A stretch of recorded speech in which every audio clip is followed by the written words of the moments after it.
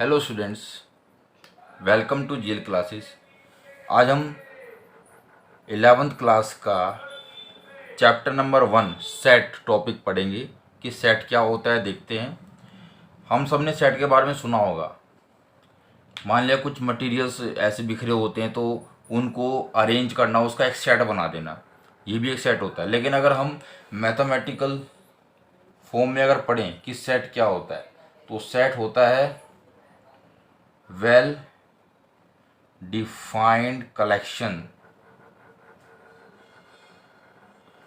Of objects.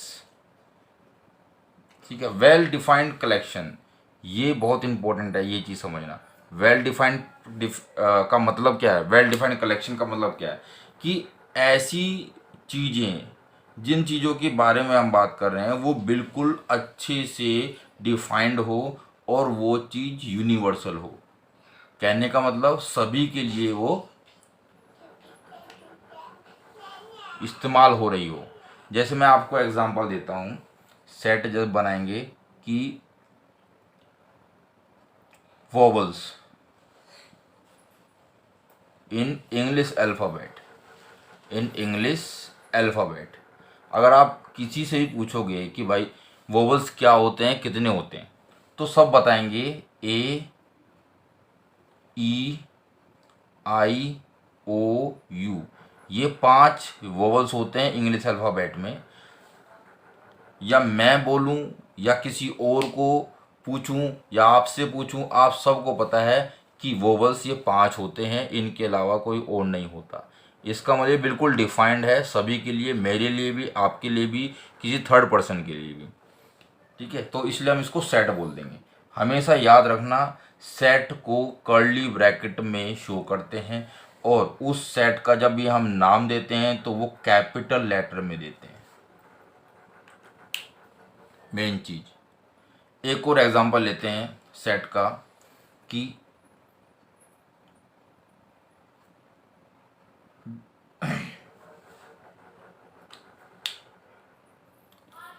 Prime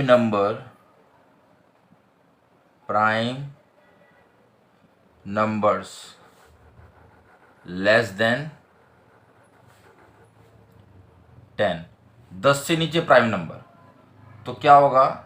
10 से नीचे prime number 2 prime number होता है, 3 प्राइम नंबर होता है, 5, 7, इसके अलावा 11 भी होता है। लेकिन हमने पूछा है 10 से नीचे, 10 से कम, तो 2, 3, 5, 7 ये प्राइम नंबर होते हैं 10 से छोटे। ठीक है, ये डिफाइन हो गया, बिल्कुल डिफाइंड है सभी के लिए। ये डेफिनेशन के अकॉर्डिंग यही सेट बनेगा। लेकिन अगर हम बात करें, और भी तो कुछ एग्जांपल्स हो सकते हैं, तो सेट कौन से होते हैं ये हमने 2 एग्जांपल लेके बताया। सेट कौन से नहीं होंगे, किस कंडीशन में वेल डिफाइंड कलेक्शन नहीं बनेगी, वो भी सीख लो। अगर हम बात करें कि मोस्ट डेंजरस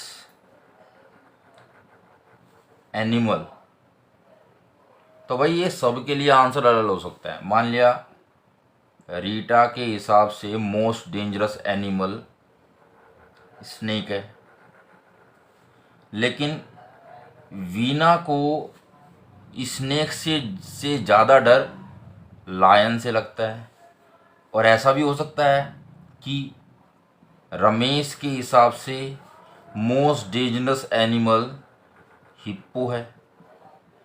तो ये डिफाइंड तो नहीं है ना, तो ये सेट कहेंगे ना, ये सेट ना ये set, because it is not well defined. तो ये वेल डिफाइंड नहीं है। वेल डिफाइंड तो तब होता ना जब सभी के लिए आंसर सेट का सेम बनता, तभी तो वेल डिफाइंड बोलते उसको। तो मैं उम्मीद करता हूँ आपको समझ में आ गया होगा कि सेट क्या होता है। अब सेट तो समझ में आ गया क्या होता है, सेट को लिखने का तरीका भी समझ में आ गया कि उसको कर्ली ब्रैकेट में लिखते हैं। अब इसके अंदर जो भी हम लिखेंगे, जैसे ए, ई, आई, ओ, यू, एक सेट है। इनके अंदर ये जो चीज़ें हैं, जितने भी ऑब्जेक्ट रखे हैं, इनको बोलते हैं एलिमेंट। ठीक है। सेट के अंदर जितने भी ऑब्जेक्ट्स रखी गई हैं उन सबको बोलेंगे एलिमेंट्स। ठीक है। अब एक साइन होता है ये साइन एम, असल में इस साइन का मतलब होता है बिलोंग्स टू, बिलोंग्स टू। ठीक है। बिलोंग्स टू मतलब कि को एलिमेंट जो है क्या इससे बिलोंग करता है। अगर हम बात करें ए की, क्या ए बिलोंग करता है सेट ए से? बिल्कुल। ये जो स्मॉल ए है वो इस पूरे सेट का एलिमेंट है, ये पूरा सेट ए है, इसलिए हम कहेंगे बिलोंग करता है। ऐसे ई भी बिलोंग करता है सेट ए से, ऐसी आई भी बिलोंग करता है सेट ए से, ऐसे ओ बिलोंग करता है सेट ए से, ऐसे यू भी बिलोंग करता है सेट ए से। क्या जी बिलोंग करता है सेट ए से? नहीं, जी तो है ही नहीं इसके अंदर। क्या एफ बिलोंग करता है सेट ए से? नहीं करता। ठीक है। तो इसका मतलब होता है बिलोंग्स टू, बिलोंग्स टू। ठीक है, ये बहुत इंपॉर्टेंट है, इसका ध्यान रखना है। तो अब हम देखेंगे कि सेट को कितने रूप में लिखा जाता है। तो सेट को दो रूप में लिखा जाता है। ठीक है, रिप्रेजेंट किया था दो रूप में। पहला है सेट बिल्डर फॉर्म, या पहले रोस्टिंग फॉर्म लिखो, पहले रोस्टिंग आता है तो roasting, roster form, roster form. ठीक है। एक है set builder form, set builder form. ठीक है। अब हम देखेंगे रोस्टर फॉर्म क्या है। सबसे पहले हम बात करते हैं रोस्टर फॉर्म की। तो रोस्टर फॉर्म देखते हैं। तो रोस्टर फॉर्म यही है जो कि टैबुलर फॉर्म में लिखा जाएगा, टैबुलर फॉर्म में भी बोल सकते हैं इसको, लिखा जाएगा। जैसे ए ई आई ओ यू। ठीक है, एक सेट ही हो गया। एक और सेट देखते हैं, बी सेट देखते हैं बना के रोस्टर फॉर्म में। जैसे 1 2 3 4 5 6 7 8 9। ऐसे एक और सेट बना लेता हूँ, 2 3 5 7। एक और सेट क्रिएट करते हैं, 0 1 2 3 4 5 6 7 8 9। ठीक है। ये जितने भी मैंने लिखे हैं ये सारे के सारे रोस्टर फॉर्म है।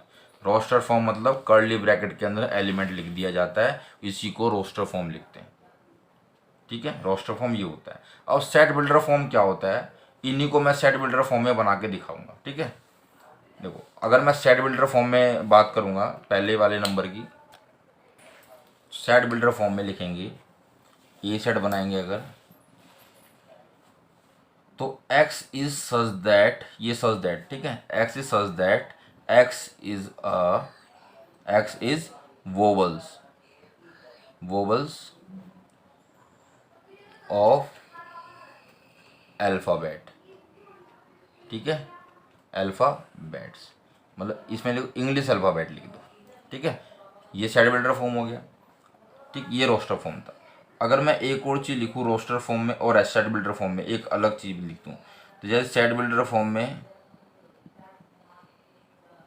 एक और एग्जांपल ले लेते हैं कि होल नंबर, ये सेट बनाता हूँ, x is such that x is a whole number, whole number less than 10। ठीक है, अब इसी को अगर मैं रोस्टर फॉर्म में लिखूं, रोस्टर फॉर्म में अगर इसी को लिखूंगा तो इसको रोस्टर फॉर्म में कैसे लिखा जाएगा। रोस्टर फॉर्म में लिखेंगे तो ए, एक्स क्या है, होल नंबर है, 10 से छोटा, तो होल नंबर है तो 0 1 2 3 4 5 6 7 8 9, 10 से छोटा है तो होल नंबर लिख दो। ठीक है, तो समझ में आ गया होगा सेट बिल्डर फॉर्म क्या होती है और रोस्टर फॉर्म क्या होती है। रोस्टर फॉर्म टेबुलर फॉर्म है, सेट बिल्डर फॉर्म को ऐसे इस तरह से वर्ड में लिखा जाता है। एक चीज़ का और ध्यान रखना, जब भी हम सेट बनाते हैं तो सेट में ना तो ऑर्डर, एलिमेंट का ऑर्डर मैटर करता है, आगे पीछे कहीं भी ले सकते हो। ठीक है, ना रिपीटिशन मैटर करता है। ठीक है, इन चीज़ों का भी विशेष ध्यान रखना है। ठीक, आज की वीडियो में सिर्फ इतना ही। आज हमने सेट की डेफिनेशन और सेट को किस तरह से लिखा जाता है ये समझा है। नेक्स्ट वीडियो में सेट के और कुछ तरीके कैसे होते हैं, सबसेट क्या होता है, यूनिवर्सल सेट क्या होता है, ये सब मैं बताऊंगा। ठीक है, और फिर उसके बाद एक्सरसाइज भी करेंगे। और वीडियो कैसी लगी कमेंट में ज़रूर बताना। अगर नहीं समझ में आया हो तो कमेंट में बताना कि मुझे ये टॉपिक समझ में नहीं आया, तो हम उस वीडियो को दोबारा से बना के उस विशेष प्रॉब्लम को सॉल्व करेंगे। ठीक है, और चैनल को सब्सक्राइब कर दें। और अगर आप कंटिन्यूटी के साथ पढ़ना चाहते हो तो जीएल क्लासेस को सब्सक्राइब